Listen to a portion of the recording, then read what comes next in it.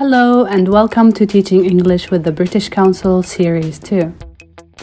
A podcast in which we try and provide solutions to some of the key questions being asked by English teachers around the world. Teaching English with the British Council. We are your hosts. We am Hamdan And Chris Soughton. In each episode, we address one such question and attempt to answer it in two ways. Teaching English with the British Council. In the first part of each episode, we hear from a British Council project, programme or publication about something which is being done to address this issue. Across the 10 episodes of Series 2, we'll hear from teachers, trainers and researchers in a wide range of contexts, including Ukraine, Romania, Egypt and the United Kingdom. Teaching English with the British Council. In the second part, a leading English expert and practitioner will provide practical solutions which you can immediately try out wherever you work. Each episode of Teaching English is accompanied by a full transcript and show notes. These show notes provide additional information, a glossary of keywords, and links to relevant websites. Teaching English With the British Council. This is episode 2. How can we use virtual reality to teach English? Hello and welcome to episode 2 of Teaching English with the British Council, and today's episode is very exciting. It's going to be about how can we use virtual reality to teach English.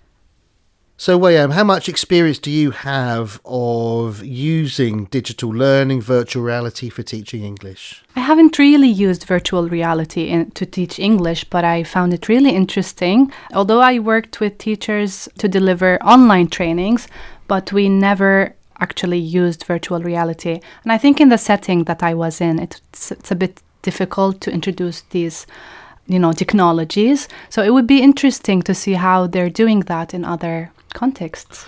And what's your view of digital learning more generally? I know it's something that you're looking at more broadly in your PhD studies. It's very important to integrate teaching digital skills with content. These days, everything is becoming at the hands of people using digital approaches. So I think it's very important that people become digitally literate and sometimes keep up with the market. People looking for jobs, for example. I agree. I think virtual reality is something which feels like it's just coming into the mainstream now, and it's not something I know a lot about either, but we were lucky enough to talk to someone who does know a lot about this, Nergiz Kern. Nergiz is an educational technology professional specializing in virtual reality, blended learning and metaverse.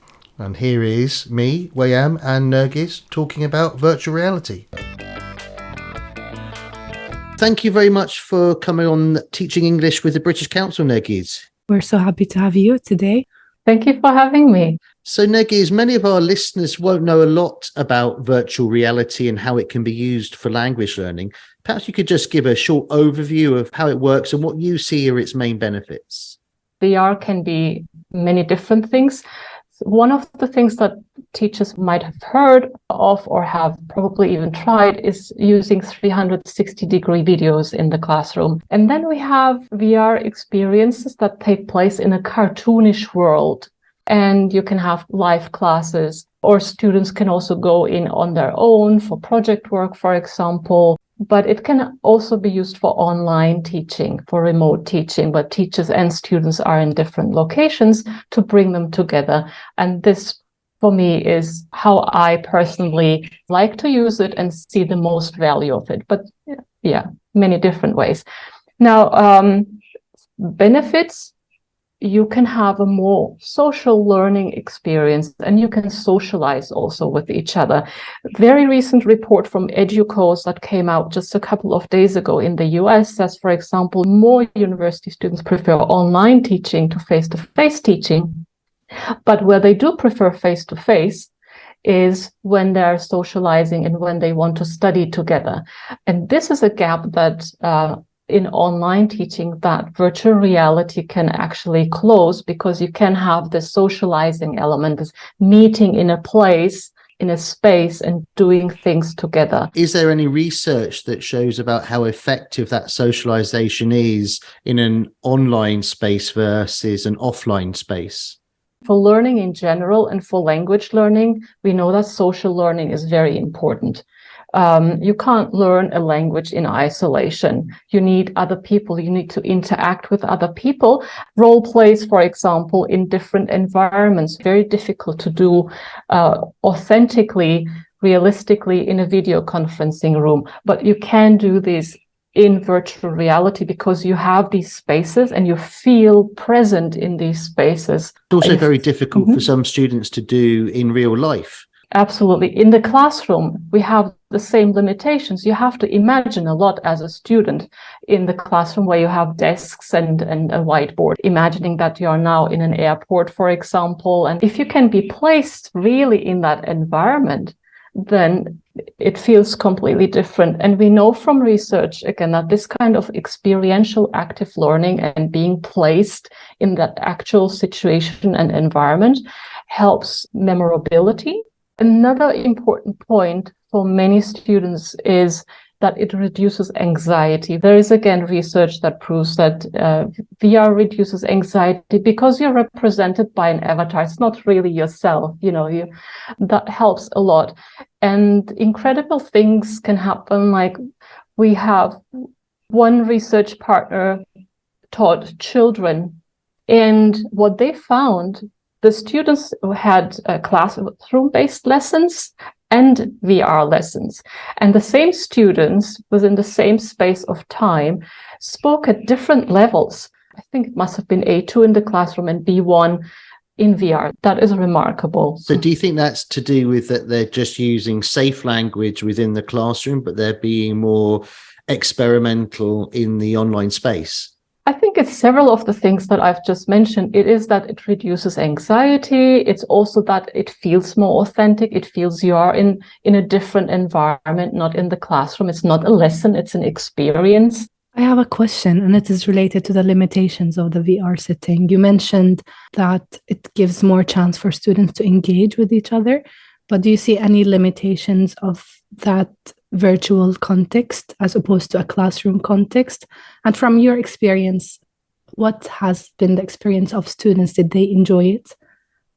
There are certain limitations that one has to take into consideration when teaching in VR. For example, if students are wearing a headset, they don't see their physical surroundings and they can't then take notes, for example. I personally thought also that where avatars still don't have full facial expression in VR, it's coming, but at the moment, is pronunciation. When you have beginner students particularly, I would create a blended course. So where you are in certain stages, you are in VR, or in one lesson you are in VR and in another you are in the classroom, and complement that.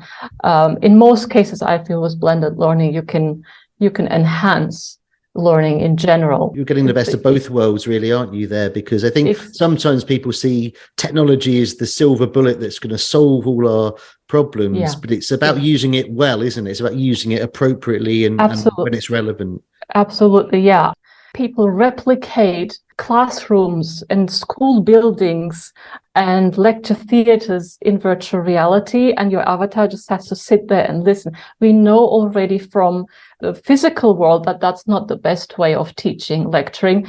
But so here, just by switching to a different environment or a different technology, the assumption is that alone will make it better, but of course it won't. You have to use it in appropriate ways to make the best uses of the benefits that VR brings in this case. Yeah, I agree.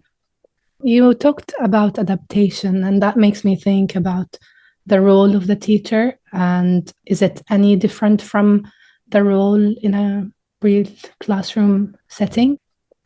I think in both, perhaps in many ways, it's the same thing, isn't it? You can lecture, as we just said, in the classroom, the teacher can lecture, or They can set activities where learners work on their own, discover things, work on projects, and the teacher is just there monitoring and guiding and helping when necessary. And we see the same thing in VR, guiding students. They have experiences, they do role plays, for example, they can go on field trips. And then the teacher is again just there guiding, helping, and then taking notes, of course, for feedback, because as we know, feedback and reflecting on the learning is very important. And Nergiz, can I ask a little bit about how you see the future scope of virtual reality learning? Because it's quite hardware intensive, quite expensive to get up and running. You need stable Wi-Fi, equipment, all the rest of it. What is the potential for using VR in less well-resourced contexts, for example, in the global south? How do you see that playing out? Very good question, because I'm also interested in low resource contexts. One thing I don't agree with is some people object to using virtual reality or new technologies because they say not everyone can afford it. But I think we if we want to move forward, some teachers have to start looking at new technologies, but that doesn't mean that what we have already isn't good or shouldn't be used anymore. It's a gradual process. We've seen that with smartphones. So I see the same thing happening with virtual reality, but you can use smartphones, you can use desktops, tablets to access certain virtual worlds and applications, or cheap headsets. You also don't always have to have a complete set for the whole class. You can have one in the classroom. You can have stations, where at one stage of the lesson, a group of students goes into the VR experience while the other students can do something different. It can be remote teaching where only, the students who have a headset join. All of these options exist. It just needs a little bit of, I think, as you're saying, Nergiz, we need to see VR as a sort of one arrow in our quiver of options that we've got as teachers, rather than as the only solution or the only thing we should do. And that can be adapted in different contexts if people know about it and are sort of able to make those changes. What is the future of VR language learning? Like if you were to repeat this interview in 10 years in time, what would we be talking about? We need to look at it here from a wider perspective, because a lot of things are changing in education. Some of it has to do with the development of technology and some doesn't. But the way technology is going, we will have a big shift particularly in online teaching or online learning, because of the development of the internet from a flat 2D internet to Web3. All it means is that the internet is going to gradually become more immersive, more 3D or spatial. And that's what we mean by metaverse. So people will be used to interacting in this 3D environment in their daily digital or online interactions, just like we are used to now using the internet. So you don't have to now at the moment explain to your learners and onboard them to use the internet. So the same will happen with virtual reality. And in this environment, once we have this metaverse where you have interconnected virtual worlds and you can travel from one to another, this is actually going to be a great opportunity for learners, because what they will be able to do, particularly for learners who can't easily travel to another country to learn a language because either they don't have the time or the finances or visa requirements are in their way and so on, they can still go into the metaverse and meet people from other countries, from other cultures, and practice and learn their target language. So that's a huge benefit that I see for language schools and teachers. It can be a risk. It can also be an opportunity. So it's important to not immediately jump into this and think, I need to close now my physical school and open a metaverse school, but observe what the developments and start little by little, but by trying teaching in VR, because here I really see the possibility that fewer physical schools will be needed, because some students will be able to do a lot more in the spatial internet than in a classroom. Final question. In one sentence, what would you say to a teacher who is thinking about trying VR in the classroom but isn't sure about it? Follow some of the teachers who are already using virtual reality. There are teacher support groups, and they can follow me or follow my website, and from there find out about the other teachers. There are groups that meet regularly and experiment with this and share their knowledge. Nergiz, thank you very much for your time today. Thank you very much, Nergiz. Thanks a lot. Our thanks to Nergiz for her time. Wayam, anything that particularly struck you from our interview with her? Just the fact that she is doing something that is very niche, I would say. And lots of teachers need support with emerging technologies. There are a lack of resources, I would say, and lack of support of teachers, especially in low resource contexts, of how to use these technologies and efficiently and effectively in the classroom. So I think Nergiz is doing a great job at providing us with practical tips on how to use virtual reality in the English classroom. And we talked a little bit about the low resource context. Do you see, for example, how the technology could be used in somewhere like Gaza, where people cannot leave the area that they're living in, but the world could be brought to them? I think yes, because it provides them with a believable setting. So that is very stimulating for their imagination, and therefore it will stimulate their communication. So when you stimulate someone's imagination, they're more encouraged to speak about a situation. And we do that through role plays, for example, but I think virtual reality can provide us with that believable setting. And one of Nergiz's roles is as head of research at Immerse, which is a platform that different virtual reality providers use in order to teach English. And we're going to now listen to a field report from one of those institutions, the University of Sheffield in the United Kingdom, where we hear from David Reed, who's going to explain to us how he and his team use virtual reality to teach language effectively. We're also going to hear from his colleague Laurie, who is teaching students from Yamaguchi University in Japan. Teaching English with the British Council. Hi, I'm David Reed, Director for Technology Enhanced Learning at the English Language Teaching Centre, University of Sheffield. And I'm going to explain some of the tools which you can use for language teaching in virtual reality and how you can use VR successfully in the classroom.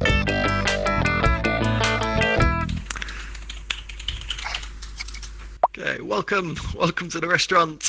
Have a look round. You'll see there are some things you can pick up. Please don't steal the food of the other customers.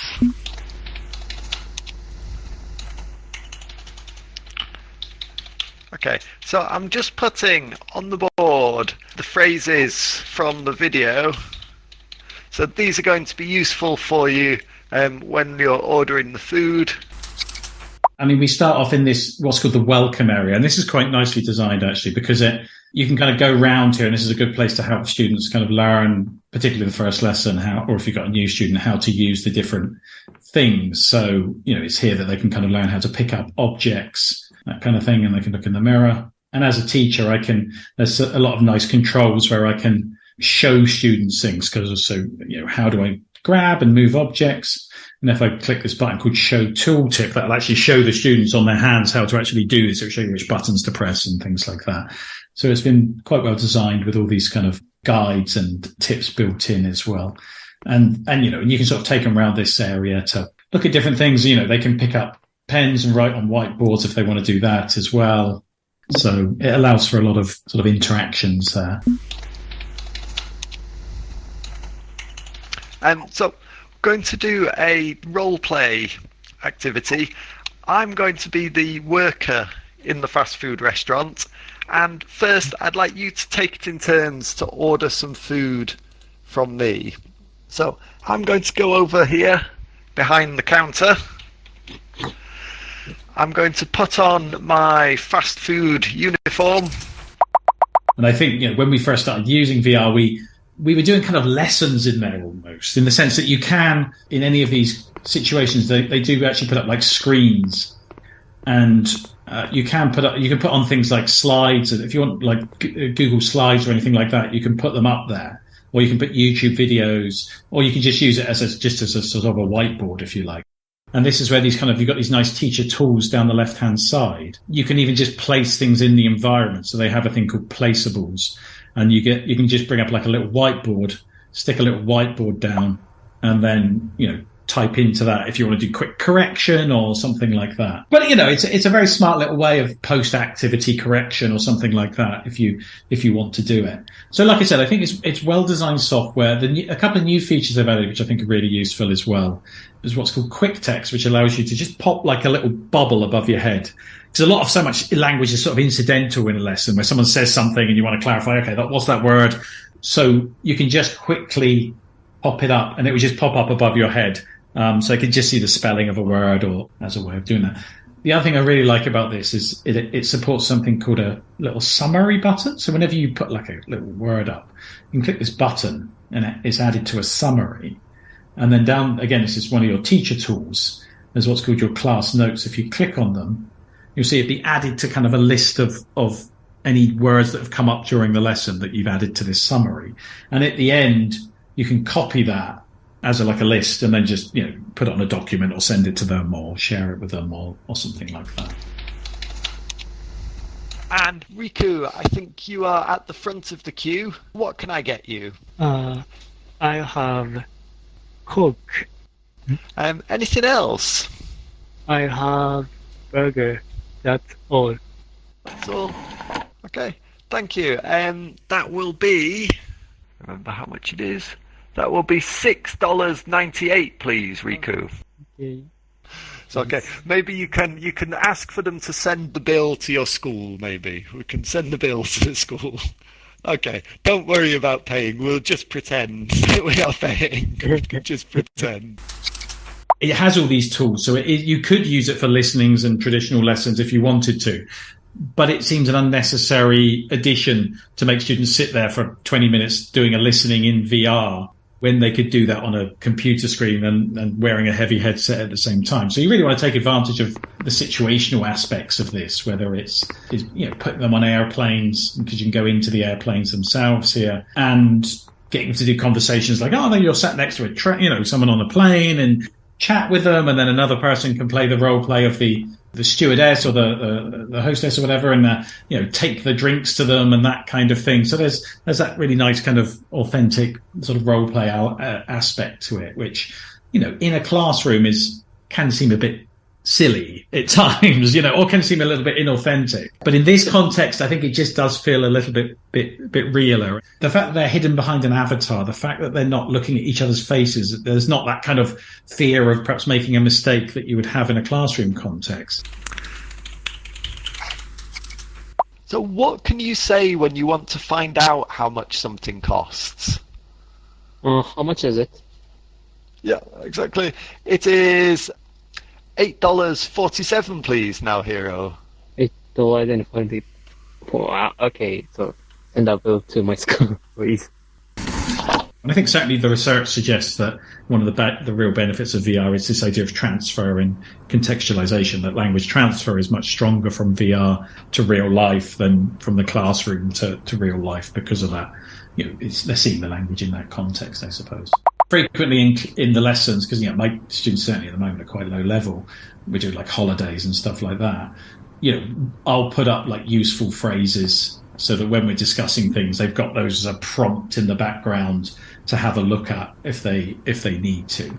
Now, this was from a lesson this morning I was doing, which was at a hotel resort, and so we're in the hotel resort and they're discussing things about holidays and all that kind of stuff, and they can they can refer to this if they need to. Okay. What we're going to do, one person is going to come behind the counter and be the worker. The other person is going to order the food. Once you've had a go, swap over so the other person can have a go at being the worker. And there's lots of things here, like, again, they put things like food and drink, and the students always find it quite amusing to kind of pick up the wine bottle and pour it in the glass and things like that, and they can drink it and stuff, or pick up the various food objects and the hot dogs and they can eat them if they stick them to their mouths and stuff like that. Then they can. I think one of the first things America had to do was to click like a freeze button to stop. Because I think, obviously, I teach adults mainly, so it's not such an issue because they do it a little bit, but not much. But I think when you got a group of teenagers all throwing stuff at each other, so they had to implement a kind of I think it was called a focus mode. If you see in the bottom left-hand corner, it's called focus mode, which I think freezes everything so they can't pick anything up. I would have liked to be a student in that lesson. It sounds very interesting. And here it's important to mention that it's very important to orient students ahead of the lesson, because some students sometimes they have this fear from experimenting with technology. So giving them clear instructions and orienting them ahead is very important. I would say that this should work particularly well with adults as opposed to young learners, because sometimes when you tell adult learners to imagine a situation, I find it particularly difficult with them to imagine situations. So providing them with the virtual reality setting can break their fear and maybe motivate them and make them more courageous in speaking and in using the language. So it mainly depends on learning through doing, which I find to be a core for learning English as a second language. So you said you would have enjoyed being in this class, Wayam. Here is Rena, who was also in this class, sharing her experiences of being there. It's more practical than normal online class. I was able to participate all the time by moving or talking, rather than just listening to classes online. Would you have liked to have taught that class, Chris? I do like the idea of virtual reality in teaching. I'm very supportive of technology in a classroom where it can add value.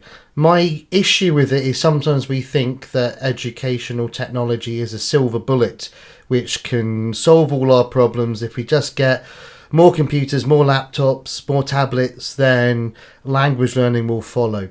What I like about virtual reality is the functional aspect of it. It's the fact that you're in these situations and it feels real. So that to me is the real advantage. You talked a little bit about that with adults who sometimes find it hard to imagine being in that situation. So for me, it's that functional aspect which I think can be really, really beneficial for learners. So yeah, I would like to give it a go.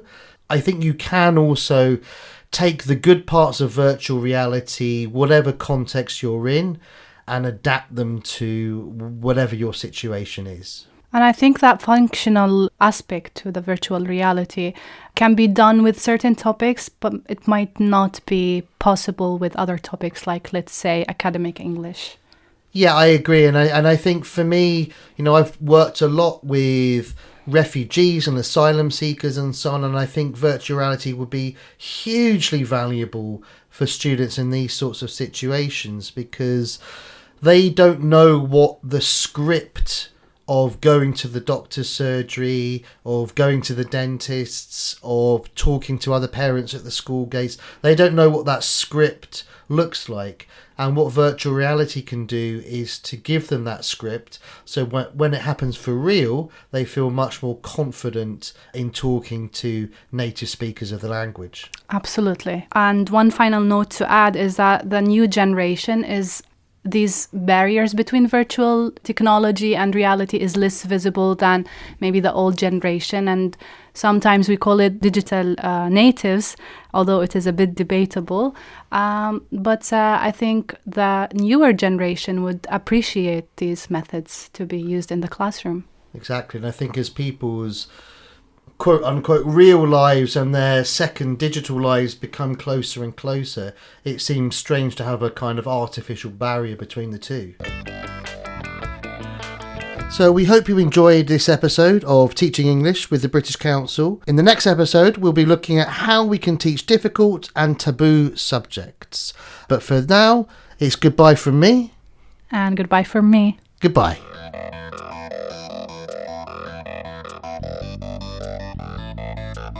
Teaching English with the British Council Series 2 is hosted by Wiam Hamdan and Chris Soughton.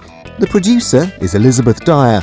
Executive producer Chris Dyer. Sausan Abu Kara is the Arabic language consultant.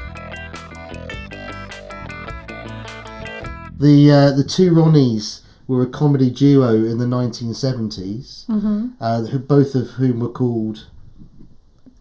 Well, I don't know what they're called. You have to tell me. They're called the two Ronnies? The two Ronnies, but Yeah. do they have names? Yeah, Ronnie. Oh, in Arabic we say Raya and Skina. Okay. Yeah, which is like when you say two double like act. double act. Oh, okay. With Raya and Sakina, and they are two ladies from Egypt who were serial killers. Teaching English with the British Council.